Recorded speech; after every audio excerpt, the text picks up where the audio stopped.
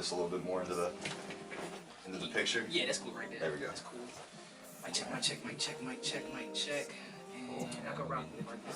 When you roll. Alright, I'm live, I'm live. I'm live with it. Turn up just a little bit probably. Just a little bit. Yep, that looks good. Yes. Wickedy whack. Wiggity, wiggity. Boogity, boogie, boogie. Boogie, boogie, boogie. Boogie. Let me see it. I might move this a little bit. Alright, that's cool. That's cool. Yeah. A little more conversation. Yeah. Cool. There you go. Alright, sweet. Alright, awesome. Yeah, you ready? Yep, ready. Let's roll. What's up, guys? Welcome to the pod. It's your boy Zach Goy back at it again with Raeshad Jones in the studio, in his studio of all places. Raeshad, go ahead and introduce yourself. I'll give you a little bit of background, but hit it. Say no more. What's going on, y'all? This is Raeshad from RashadBeats.com. Welcome to the pod, as you said. Shout out to Zach for having me. Welcome to the studio. This is RPS Studios. We're gonna have some good conversations, some good topics, questions. I'm excited. We gonna run with it. Let's get it. Absolutely, dude. And I appreciate you having me, and it's a pleasure to be here. So sweet. Yeah. So let's just jump into it. First things first. The stuff that you sent me was regarding your most recent album. It's called Advent. I gave it a listen through. I thought it was pretty excellent, and I'll give you some feedback on what I thought and the things that stuck out to me. But first things first, I want to know about your process. Like, what was on your mind when you created this? Why did you create this? And talk about the work a little bit. So when I did Advent, or before I even started creating the album was a completely different name. The name was like Free Motion or Motion Free or something like that. Because basically the whole concept was like to just be like free. I was working on like doing things independently and trying to gain more independence, like trying to gain a better foothold. Right. But I ended up changing it because the concept just didn't stick. And I was just like, I'm gonna come up with something way more clever. You know what I mean? So I was like, I'm gonna just cancel it. But around the time when I changed the name, I already had records done. You know what I'm saying? Records were already finished. I had records from years ago. Right. Like maybe a year or 2 years ago. Had records that was supposed to be on the last album, Phantom 18. And the real process behind it was just like really just me going through life. Right. Like just me like getting older and me realizing there's certain things that I gotta like, certain habits I need to leave behind, certain things that I need to leave behind, certain people I need to leave behind. There's a lot of different things that I had to really come to terms with, and I had to really keep my feet flat-footed to like really understand it and really make sure it doesn't get the best of it. Right. Yeah, absolutely. That's what I heard, especially because I've listened to it a couple times through, and like the thing that what I told you earlier was that what really stuck out to me was that like it sounded like you were making progress as an individual. Like it wasn't just these individual songs that you had kind of put together, and some of them bump, some of them are a little bit more mellow, some of them are a little bit more sad, some of them are like more energetic, and there's the different emotions. But what really stuck out was that it sounds that like it's some kind of progression of you as an individual. Like you're coming into it. You start out the album basically talking about how you're growing and this is a new time for you, and then that progresses into like a ton of energy, and then exits with a little bit more mellow, kind of like self-reflective energy. And so that's it just sounded to me like a story, if that makes sense. Yeah, it definitely was a story. Like the whole thing was really just based off of just different situations in my life. Like I was going through different things with the studio. It was getting to a point where I didn't even want to record people. You know what I mean? Like I was getting tired of recording. I've been here for 2 years, not too long, but it was I started feeling like I was getting bored. I was getting boxed in, and therefore it started crippling my creativity with everything I was doing. You know what I mean? Like, and when I started seeing that, I started realizing like, oh man, like I need to switch it up. Like, but how can I switch it up when this is so ingrained? What are the next steps that I need to take? So Advent is really just about me like paving the map, like really mapping out everything that needs to be done and going through with it, regardless of the side effects, regardless of the pros, the cons, whatever, the negative, the positive. I gotta go through it.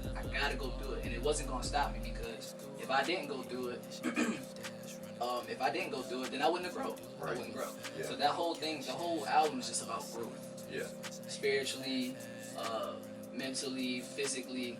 I'm trying to make sure it sticks with people for it to be something that like just about building yourself up. Right. You know what I mean? Yeah, That's yeah. what the whole album's really about. I was gonna ask you about that. Expand on that a little bit. Like, you know, obviously it's a very personal album. You know, it's about your personal growth. But what is it that you want, you know, the listeners to take away from it? You know, what is it that you want them to be able to, you know, hear and say, man, you know, that really resonates with me. I want to apply that to my life. Like, what would that kind of mean for you? My bad, I was over here setting this No. up. I was trying to figure. I'm like, dang.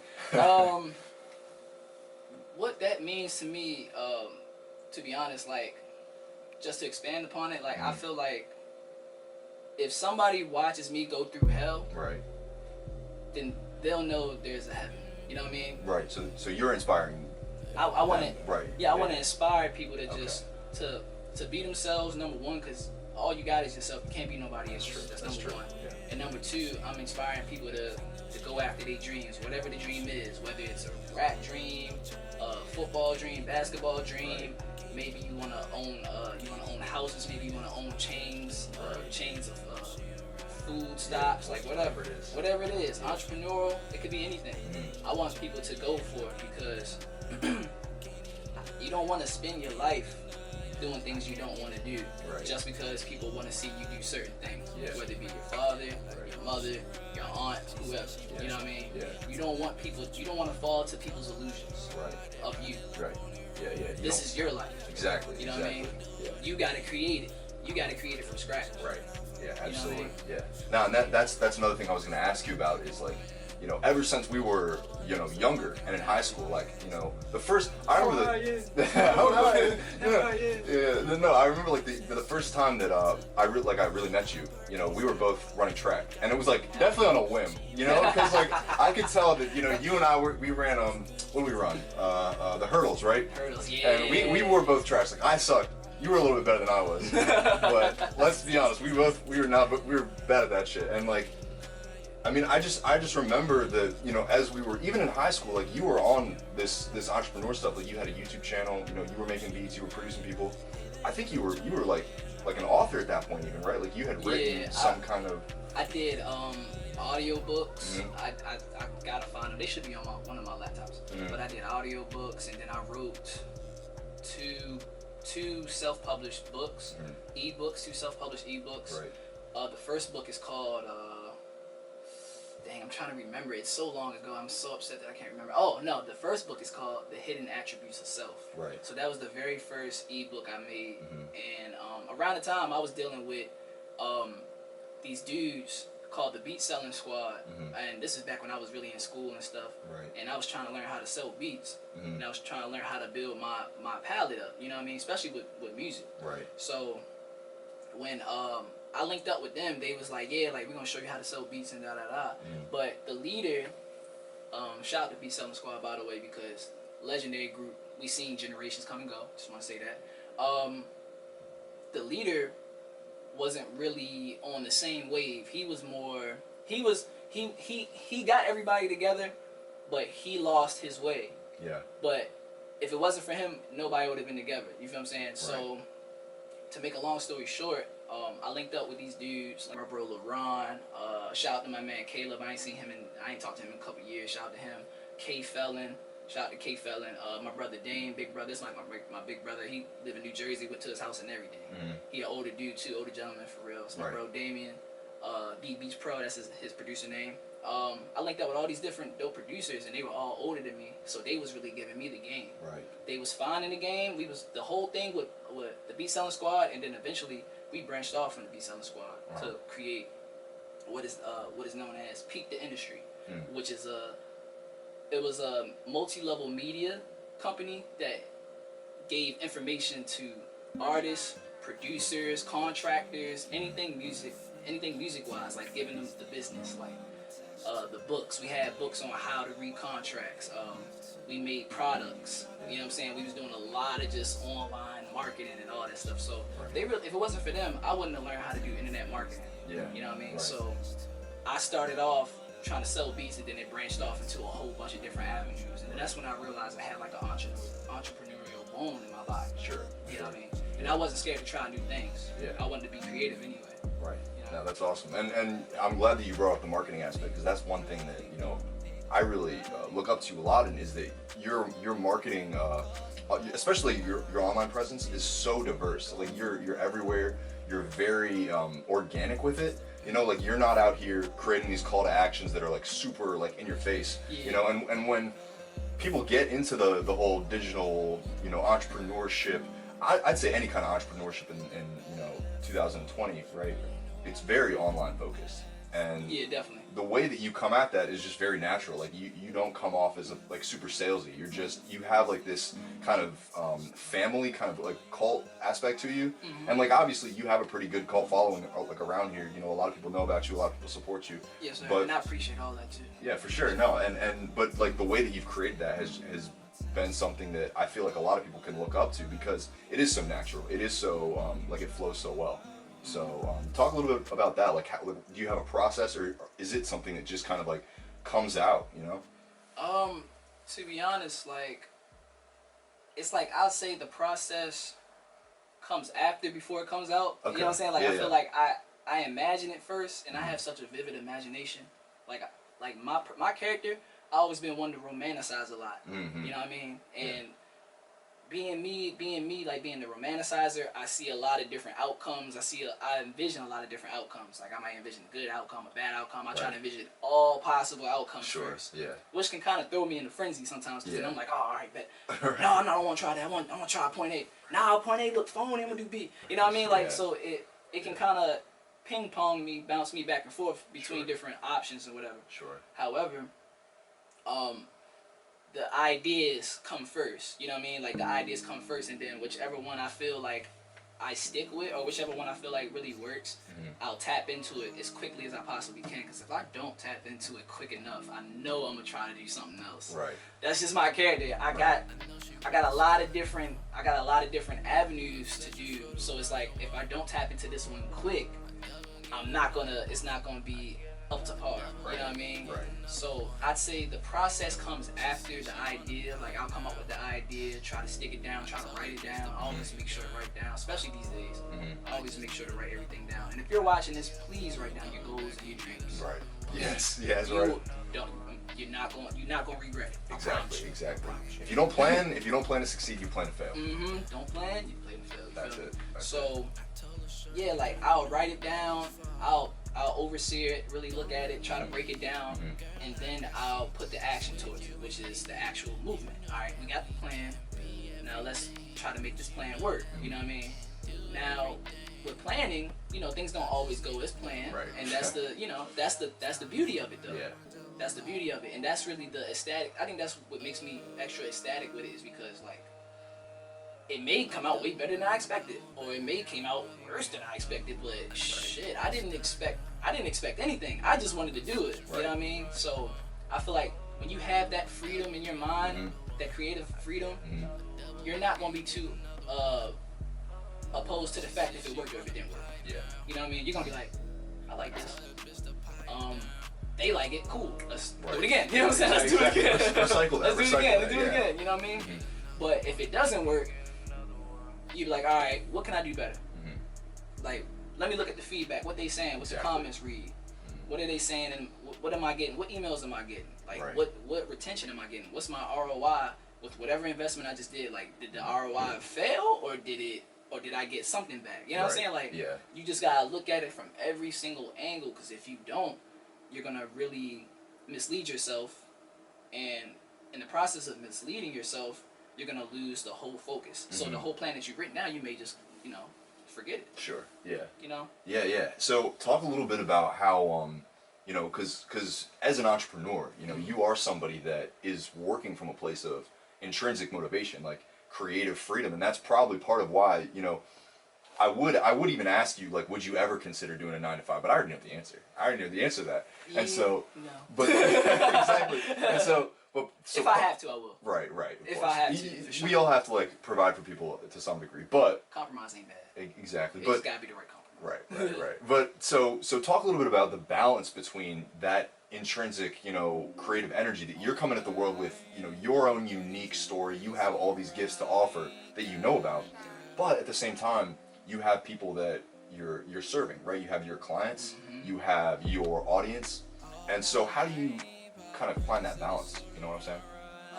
To be honest, I'm gonna be like completely like transparent. Like I don't think I have a balance with it yet. Like I think that's one of the biggest challenges that I face in life right now is really finding that balance with it. But I feel like now that I have like every year I feel like my mind opens up even brighter and brighter and brighter and brighter, and I'm always constantly pushing myself. I'm always constantly trying to motivate myself and motivate others around me. I feel like it creates a space of intuition and like just something that's very intuitive within me to be like, all right, I got these clients over here that need studio time. Let's figure out a good schedule.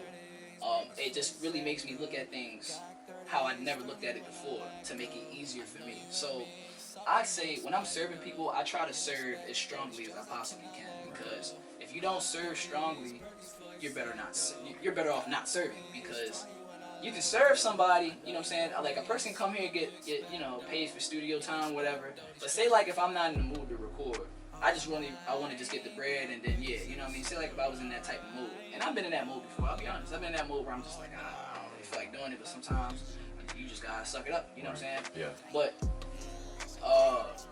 I've been in that mode where I'll serve a client and then I may not be in that mind frame to really like record, but I'll go over myself. Like I get over my BS. I get over my own BS and still give them that quality that they're looking for. Sure. You know what I mean? Yeah. Regardless of how I'm feeling. Right. You know what I mean? So I serve strong. So I try to serve strongly. Yeah.